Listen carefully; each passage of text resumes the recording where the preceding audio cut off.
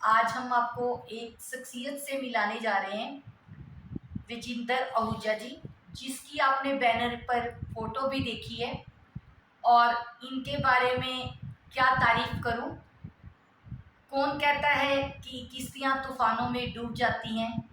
एक मालिक की कृपा हो तो किश्तियां तूफानों से भी लड़ जाती हैं। तो रजिंदर जी की पर्सनैलिटी के बारे में थोड़ा सा मैं आपको बताती हूँ।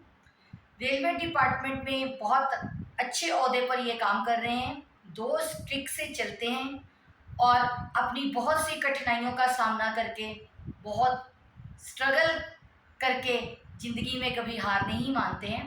आप भी इनकी स्टोरी समर्थ पेज पर देखकर मुझे पूरी उम्मीद है इंस्पायर होंगे।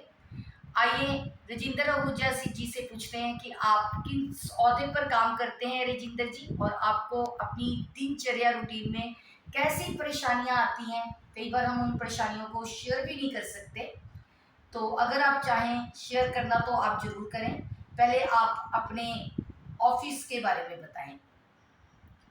मेरा नाम राजेंद्र प्रसाद आहूजा है। मैं northern railway Firozpur division division shed Ludhiana में एज चीफ ऑफिस सुपरिटेंडेंट सेवा करता हूँ, जॉब करता हूँ। और मुश्किलों का क्या है? मुश्किलें तो हर किसी की ज़िंदगी में आती हैं, और जो मुश्किलों से डर गया वो जीवन क्या जिएगा। चाहे कोई शरीर से समर्थ है, चाहे कोई असमर्थ है, ये हमारा नज़रिया है कि हम किसको किस नज़र से देखते हैं। हम ये देखते हैं कि जिसका शरीर बिल्कुल ठीक है, सीधा है, स्ट्रेट है, जो चल रहा है, भाग रहा है, वो ठीक है, वो समर्थ है। और जिसके शरीर में भगवान ने थोड़ा बहुत टेढ़ापन ला दिया है या कुछ और कर दिया है, उसको हम कहते हैं ये असमर्थ है। तो मैं ये कहना चाहता हूँ, समर्थ या असमर्थ कोई शारीरिक क्षमताओं से नहीं होता। समर्थ या असमर्थ हर कोई अपनी मानसिक क्षमता, अपनी सोच से होता है। जिसकी सोच पॉजिटिव है वो समर्थ है। मैंने तो उन लोगों को भी देखा है जो कहते हैं कि हम अच्छे भले हैं, हम सब कुछ हैं, हमारे पाँव सही चलते हैं, हाथ सही चलते हैं। मैंने उन लोगों को देखा है कि वो असमर्थ हैं। क्यों? क्योंकि कोई काम करना होता है, वो दूसरों की तरफ देखते हैं, जाए तू कर दे। कभी वो सोचते हैं चलो थोड़ी देर बाद कर देंगे, कल कर देंगे, परसों कर देंगे। हम ऐसा नहीं सोचते। हमने जो करना है उसी समय कर देना है। तो हम असमर्थ काहे के हुए? हम दूसरों पर डिपेंड नहीं है। शरीर चाहे शारीरिक तौर पे हम चाहे दिखते हों, लेकिन हम मानसिक तौर पे असमर्थ नहीं है।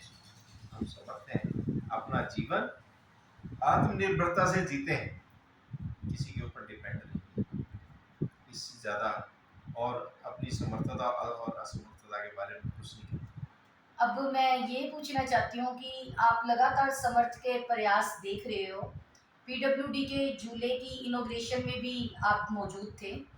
आपको समर्थ के प्रयास, जो मंदबुद्धि बच्चे हैं जिनको कुछ समाज के लोग, सभी तो नहीं कहूँगी, धक्के मार देते हैं और मार पिटाई कर देते हैं, अभी राखियां भी बन रही हैं, उन प्रयासों के लिए क्या कहना चाहते हो। और जो मंदबुद्धि बच्चे, जिन्हें लोग पहले पागल या मंदबुद्धि कहते थे, अब वो शब्द चेंज होके बाइलीगल कहते हैं कि ये कानून की उल्लंघना है किसी मंदबुद्धि बच्चा कहना या पागल कहना। स्पेशल चाइल्ड, ऑटोजिम, सेबा पॉलिसी, ऐसे नाम दिए गए हैं। तो वो क्या नाम के साथ जो कानून में सुविधाएं दी गई हैं वो क्या प्रैक्टिकल है, या फिर समय के साथ नाम बदले हैं, अभी स्टेज उससे भी नीचे गिर गई है।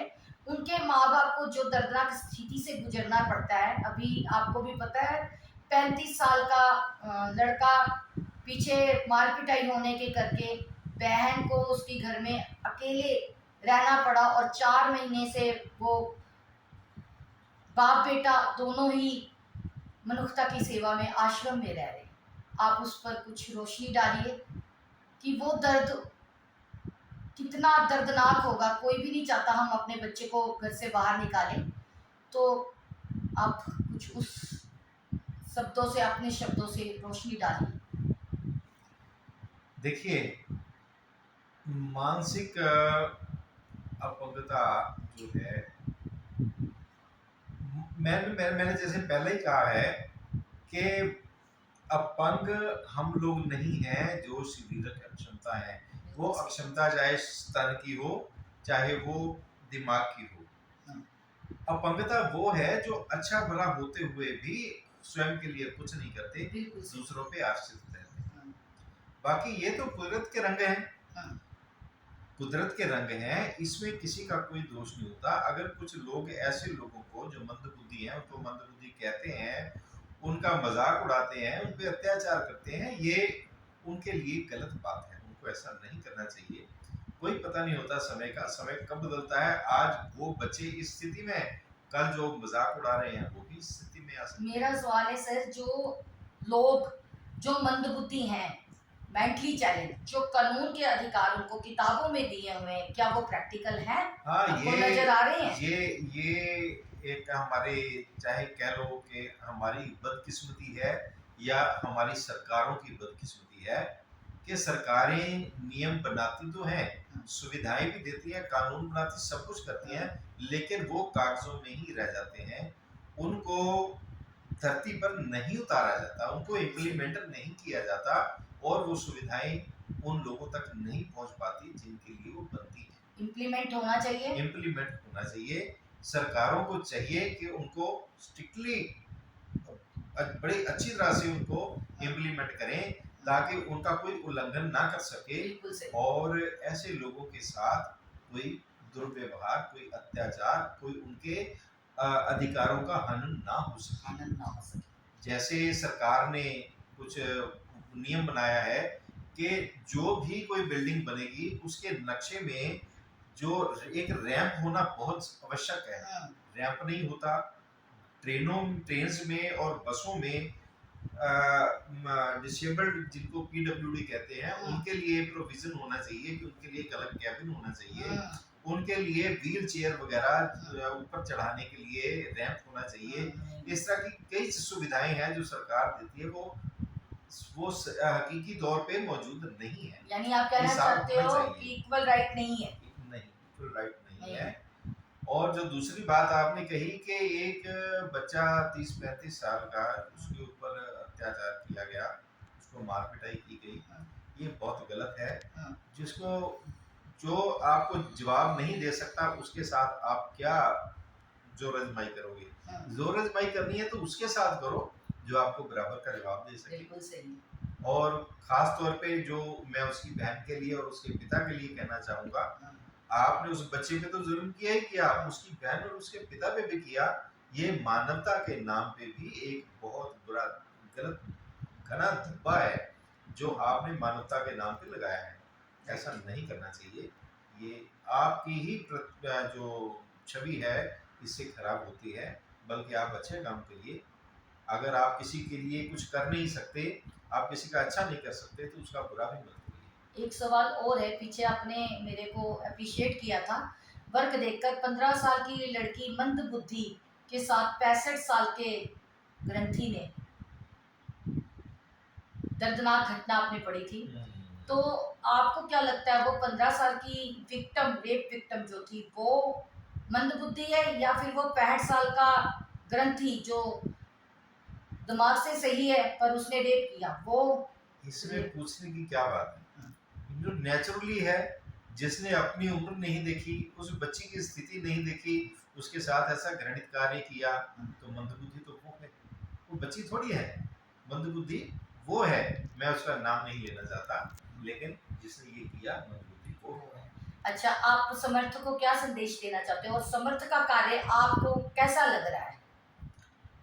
समर्थ का कार्य अच्छा है, और मैं चाहता हूँ, इच्छा भी करता हूँ, आशीर्वाद भी देता हूँ, शुभकामना करता हूँ कि ये जो समर्थ है आपकी हमेशा प्रगति करती रहे। और जो जिन लोगों को आप दिव्यांग कहते हैं आम भाषा में, या जिनको मंदबुद्धि कहते हैं, इन सब के लिए एक सहारा बने मजबूत, जो इनके जीवन में जो कठिनाइयाँ हैं, दुख दर्द है, उसमें इनकी सहायता कर सके, इनको जीवन में कुछ बना सके।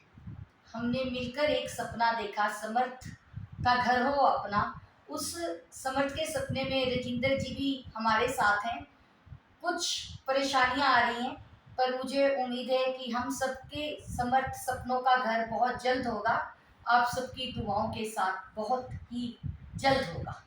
एक एक अंत में एक बात कहना चाहता हूँ। जो भी मेरे दोस्त, बहनें, भाई, जो भी, जिनको लोग दिव्यांग कहते हैं, जिनको लोग मंदबुद्धि कहते हैं, उनको एक बात कहना चाहूँगा। आपका मन स्वस्थ है, आपका शरीर स्वस्थ, चाहे स्वस्थ नहीं है, आपका मन स्वस्थ है।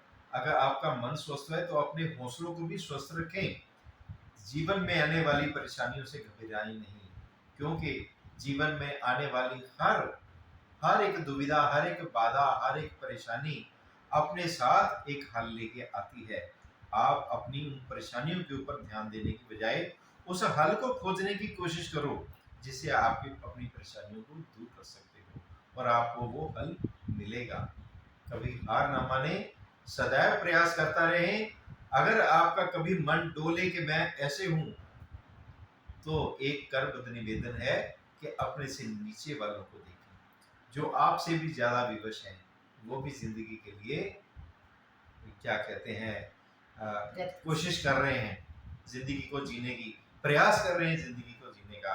तो आप भी हमेशा प्रयासरत रहें, अपने हौसलों को बुलंद रखें, कभी मन छोटा ना करें। मुझे हरिवंश राय की 4 लाइनें याद आ गई।